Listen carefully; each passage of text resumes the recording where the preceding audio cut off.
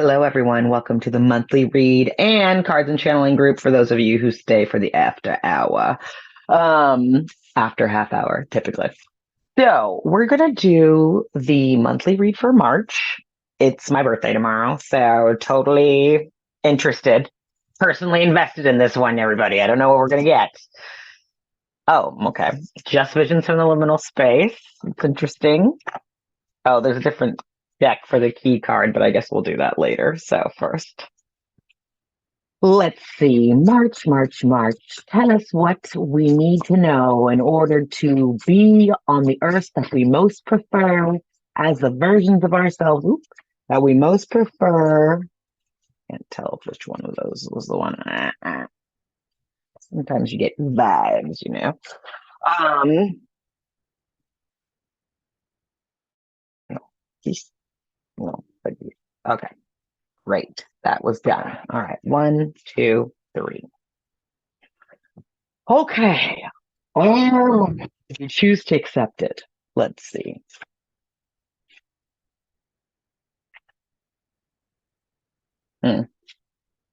Well, I didn't expect it to end that way, but let's see. Okay.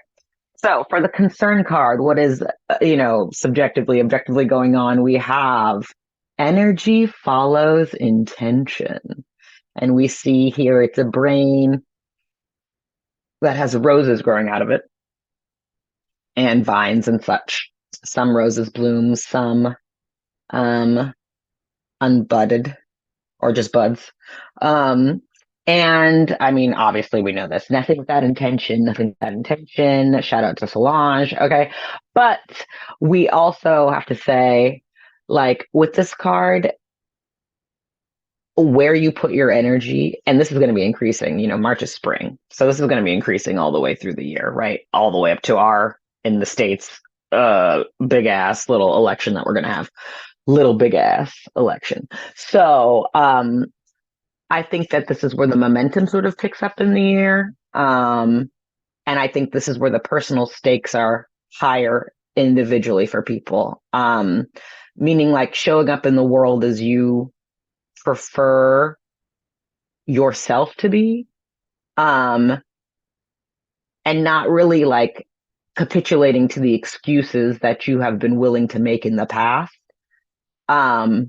Simply because we can't afford to make excuses. We can afford to make mistakes. We can't afford to make excuses. Okay.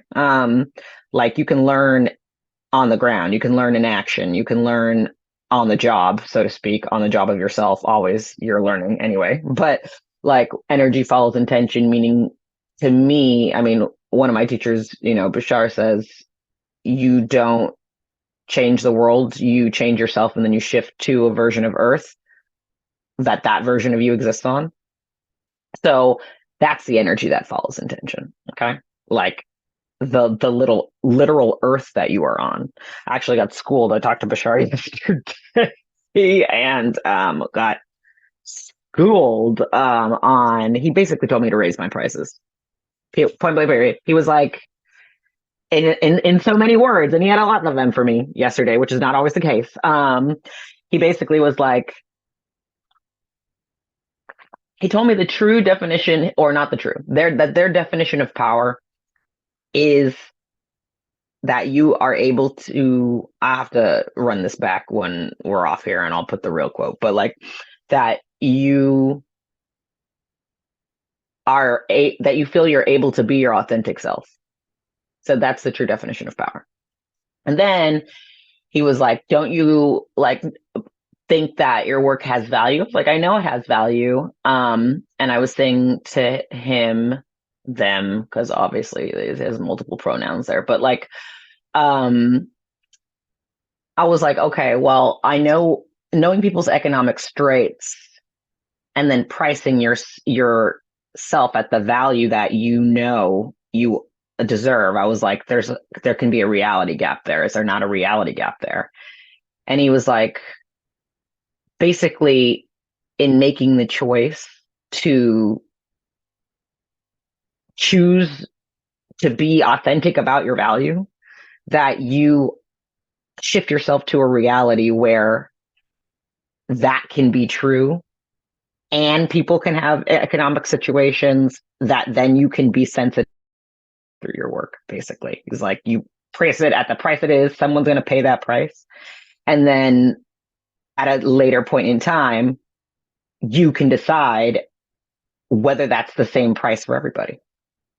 Right? He's like, you can give discounts, you can do all these things. So this was interesting because I was basically making an assumption about what I assumed people were capable of doing, as opposed to opening myself up to a reality where everything is possible. So that energy follows intention is like the stakes are high. I think I said this last month with that leap month, leap year, like that, and I think we even had like a creativity suggestion in February. I don't really remember the cards at the moment, but um, it's sort of like all that you need to do is be authentic in your intention and to not insist on a particular outcome, circumstances, obviously, but to not be distracted by the fact that the world is worlding, um, and at the same time engage the world authentically, right? Like do what you would do, and in the world as it is, as the version of yourself that you most prefer. You can't wait on the world that you most prefer to be the version of yourself that you most prefer, or else you're never going to get there. Um, so there's that, and I guess that kind of sort of explains why the character card is what it is, but we'll get to that later. Card number 2 is obviously our opportunity or obstacle. How are we treating the concern? Is it a stepping stone? Is it a roadblock? Like, what are we doing?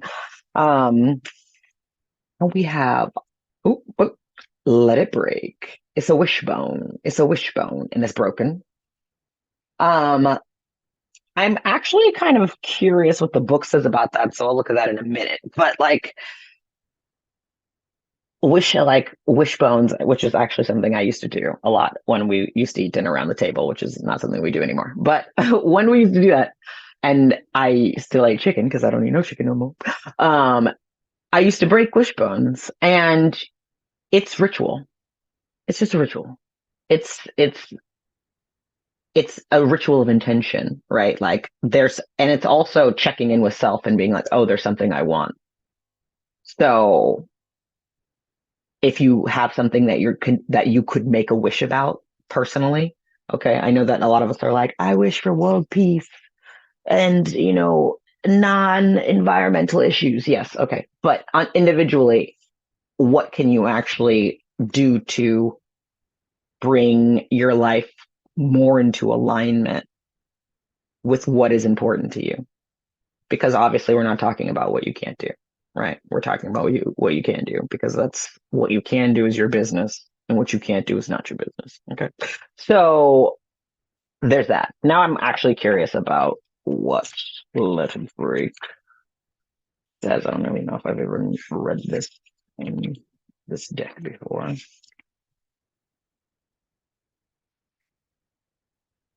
Ah, okay. Let it break. It says, let it fall apart, let it come back together, and let it fall apart again. Instead of trying to control the movement, learn to pivot alongside it. Oftentimes, things need to break to become something else. On a literal level, muscles tear during exercise to grow back stronger. Minerals with fractures let in the light and make possible the presence of rainbows. Explore the prospect of breaking without being broken. I love that. Explore the process of breaking without being broken. Explore that breaking may simply be a means of opening. Whether you must do the deed or simply allow it, breaking something or permitting it to break it, in this case, is an act of mercy. Yes, I get that too, right? Like, and I even think of it, the image like the reed in the wind that bends and doesn't break, right? Like the one that is adaptable to the conditions. Um, and not the conditions in some, it's so challenging for humans to consider the conditions without creating a narrative of negativity about it, right? Because the read isn't like this fuck ass wind won't let me live, like the read is just like, oh, this is how shit operates. And so I'm going to do what I need to do in order to persevere, be myself, remain in existence as I am under these conditions, right? So, you can't afford, and that's the proverbial you, I'm talking about myself, but like, you can't afford excuses, but you can afford grace. Okay. So, like, that's why you can afford mistakes, because you can afford grace. Excuses is a way of disowning what is already happening to you. So, you might as well own what's happening to you so that you can be present in your motherfucking life. And for those of us who have the privilege of not being in a situation where being present in your life is a fucking horror, um,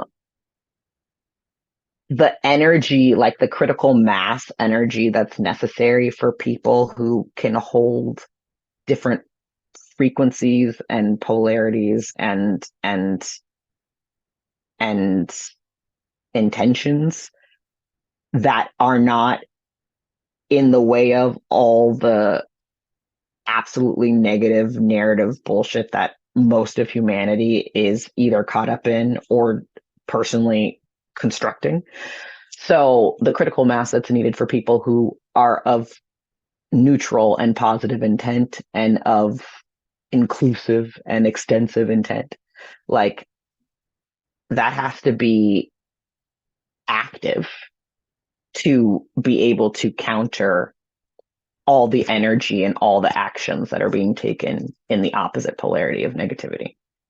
Right. So like it has to be true. Your life has to be true. Like it has to be genuine, which means that you need to know yourself, of course, but also it means that you need to allow who you are to be who shows up to shit. Um, Let me just check if this is still the character card because it's like a little.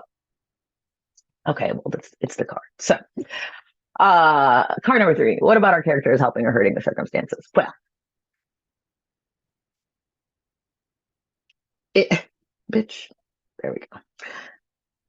Eye for an eye. Isn't it though? Like, when does it stop? It's so interesting when people are like, we can't just let people indiscriminately murder, which is why we're going to indiscriminately murder them and then create a generation that wants to end it. It's like, when do you stop being willing to participate in indiscriminate anything? And also, when do you stop perpetuating the behavior that you are reacting to? Like, if that energy was so unpreferred that your life is now a testament to opposing that it was done, then you can't do it, or else it's always going to be in your life. Like, you have to understand that, like, the world exists between your temples. So like, you are the one deciding what is life. um you're the one deciding if it needs to be an eye for an eye. And you're the one deciding if that is a world that you feel safe living in, growing old in, or dying in, for that matter. Um, and I guess also it's just like the stakes are just high right now. We're at this real crossroads. Um, and I think for a lot of people, they are caught up in the appearance of everything that's not working. And you can't, I mean, I don't know who says this, but like, I think Einstein said this, but you cannot solve the problem from the level it was created on. You have to have perspective. So, how can you have perspective if you ain't got, well, I mean, that's ableist. But in the sense of this, how do you have perspective if you have no eyes? Okay, well, obviously you use your fucking brain, but you don't need eyes to have perspective. You don't need to see to have perspective, but you do need to perceive, and you need to be willing to acknowledge what is and isn't actually preferred by you, and then not advocate for what isn't preferred by you to exist in the world. Um, Knowing that you can't control the motherfucking circumstance. Okay. So that's that on that blurb. Let's see where the key card is coming from. I have a feeling, okay, it's coming from this deck that's been reading me for filth. I love it. My new Oracle deck, Lucille Clifton's Divining Poets card. And it's a very much I said what I said deck, so we're just going to let it be the key card. Bye, everybody who did the monthly read. Have a good time.